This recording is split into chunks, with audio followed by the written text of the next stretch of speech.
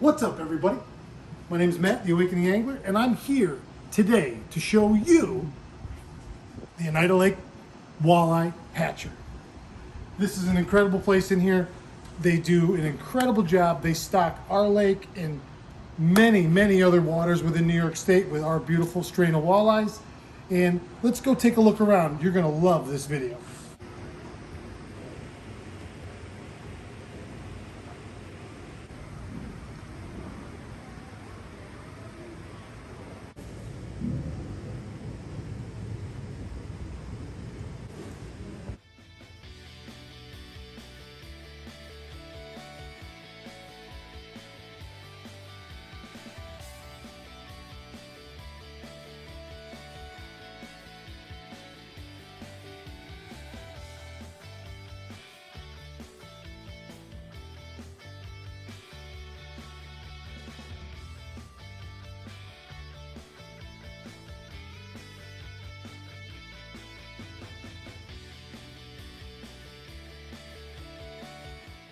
Now you're separating males and females here? Yes, sir. And it's simply by the squeeze test. There's no visual identification between male and female walleye? You actually have to handle each one of them to know. Have to handle each one of them.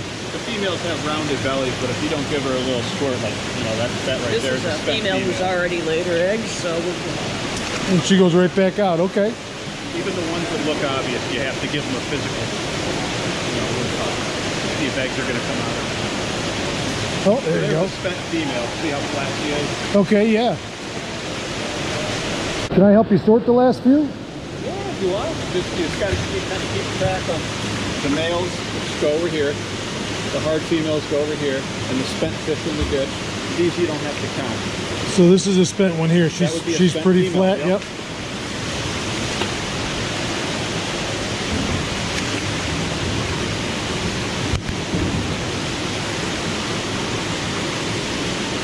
Another one, right?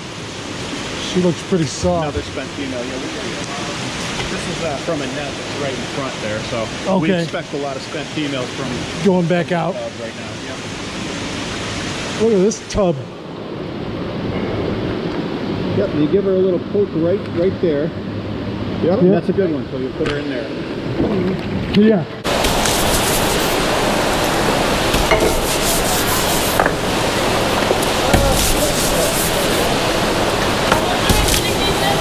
Any big fish this year so far? Yeah, but nothing really huge. We've seen quite a few of them, 8, 9, probably close to 10. But nothing, we don't usually go, whoa, until we see something over 10 pounds. And those are females laden with eggs, so their bellies are really big, But the fish overall look really healthy this year. I mean, they did last year too, but I'd say if I had to gauge just by sight, they look a little healthier this year, a little more plump. I know Cornell was saying that the numbers in the lake seems to be coming down, that there was a lot of fishing harvest the last couple of years. Okay. So that over 1 million number is likely reduced, which would mean that there's more food out there for the fish that are remaining, and you probably would see fish a little plumper this year. So nice to hear that. Dictates, I mean, I know the science between Cornell and the state is such that they have a carrying capacity that they want to reach. I mean, everybody has talked about that 1 million adult walleye number for years now. Right. Yeah, so they have all, I mean, Cornell's been taking data off the lake for decades and decades and decades, right? So looking back at all that information, they can see where they have the highest number of larger fish, and they can also see where that number starts to tip, where you start getting more fish, and all of a sudden the average size starts to drop down, right? So that's the kind of a gauge, kind of, like a thermometer. The more fish you put out there, all of a sudden your overall size starts to shrink because you're getting to that number. And they've picked 500,000 as a healthy population for Oneida Lake. Yeah, everybody wants more and more fish, but you put 500 million or whatever out there, they don't have anything to eat. Now you have all these little runt fish. Right. So is that what you want? Really? No, people want to catch a good, healthy adult fish, as many as possible. So Cornell's using, decades and decades of data to kind of establish and fine-tune that number. And then, you throw in zebra mussels, you throw in gobies, or you throw in, climate change, whatever it is. Right. And it's tough.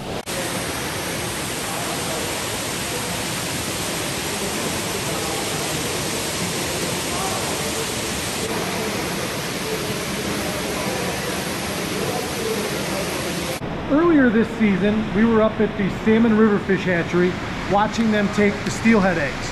And so the steelhead trout eggs, they have that beautiful kind of pale orange color. Now, we're gonna look and see when the eggs come out of these fish, and I'm gonna assume that they're the same color when they come out of these walleyes. But if you look in these incubators now, I don't know how many are in each one of these tanks, but look at the difference in color. Oh, look it up, look it up, look it up. Oh my Lord. He is slimy too.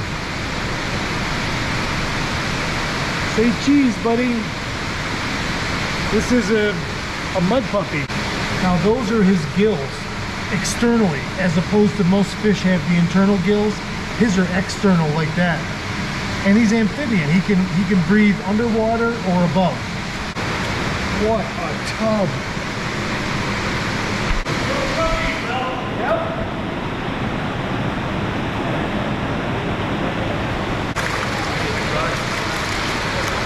So just like yesterday, any males that are spent, go ahead and send them down the tube.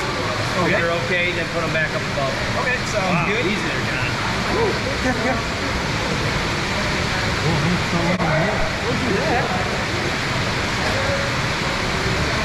almost fell into the wall. Does that ever happen? Now you can come out of that. Yeah. Okay.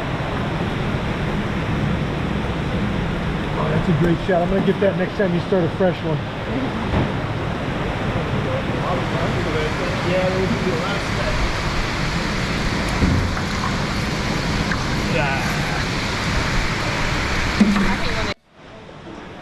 That is a way different, completely different experience than those steelhead were up to the Altamar hatchery.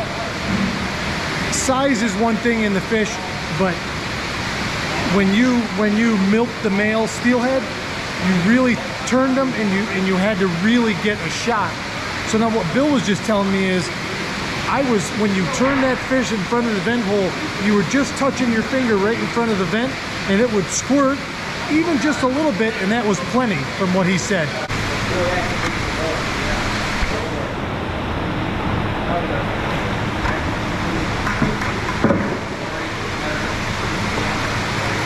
I heard you say earlier, that's the iodine solution that you're putting in there? Yep.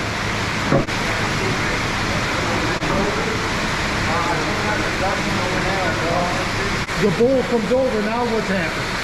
So we keep stirring these eggs. Walleyes are really super sticky, so we got to keep stirring them until we get approximately 60 females. Okay. That would be equivalent to 4 bowls. And then we put them in a light tannic acid solution, and that tannic acid removes the sticky layer off that egg, so it can freely flow with the other eggs. Okay. Not clump together. That's a 3-minute process. After that 3 minutes, we rinse them, and then we put them over in the water hardened area here, where the egg is, the hole in the egg is slowly closing and absorbing iodine. Yeah. The iodine disinfects the inside of the egg to ward off any type of pathogens that these adults might be carrying. Okay. And then after an hour of water hardening, then we put them into jars. A good day, there's 7 to 9 jars in one cup. There's 150,000 eggs in one of these dippers, 1 quart. What I was wondering is, so those eggs in that first stall of those incubators, they're brown. Yeah. They're dark. So when the eggs are really green, they have that yellow appearance. After they've been sitting in this tannic water, our creek is full of organic. Yep. They tend to turn brown over a 24-hour period. Oh, that's simply the water that they're living in. Nothing to do with us. And the reason for the adhesiveness on the eggs is the females in the stream broadcast their eggs over rock, and they stick to the rock, and then the males swim over, fertilize those eggs. But in a hatchery setting, that stickiness is no good. It's no good, because they would clump and then die. Yep. Okay. Walleyes in the perch family, genus-wise, and perch is a broadcast spreader, sticky egg on vegetation. Yep. But yet the walleye would not spawn that way. They would always go into some sort of gravel bottom. I'm not 100% sure about shoal spawners in the lake, but I do know that the stream spawning for walleyes, yeah, they would be broadcasting They would over just rock. over the rock. Yeah. This hatchery is supplying walleyes across New York State, correct? Is this the only walleye hatchery in the state? Yep.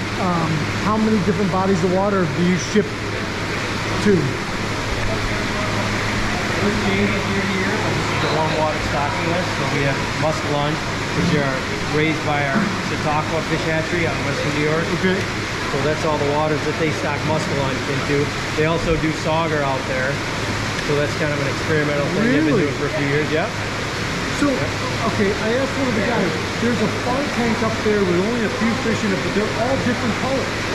They're all light brown. Any reason for that? Like, are they a different species? Because Are they no, not their walleye. Oh. If you ever catch a walleye and put him in a white cooler, he's gonna become light. They all have that ability to kind of lighten their skin according to their surroundings. Okay. These are our 3-tag fish, and Bill just explained to us, these are 3 stripped females.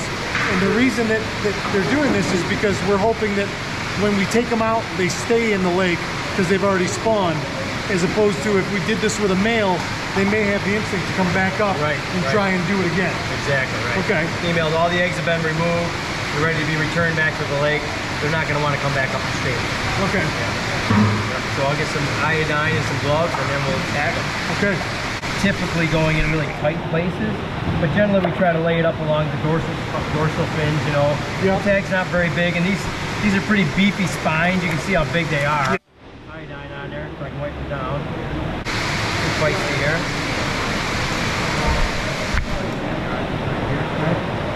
I'll take a little iodine.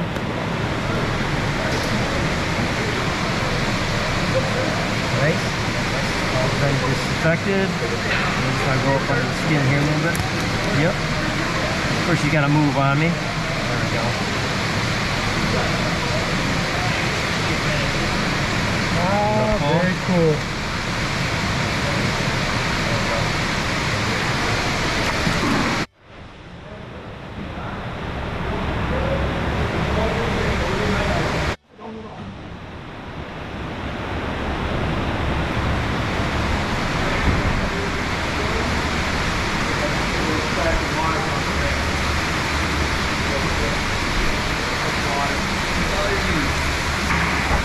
Do that. We gotta carry it out of the boat now.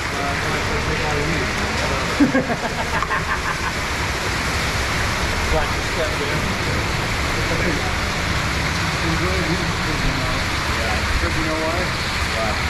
So somehow it is end up in the fishing model.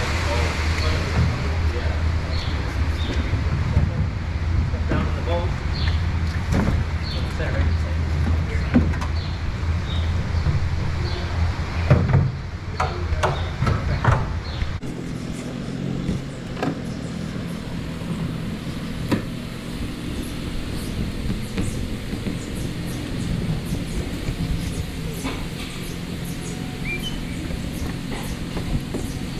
There go all 3 tagged fish We got them on for there. WalleyeFest 2023.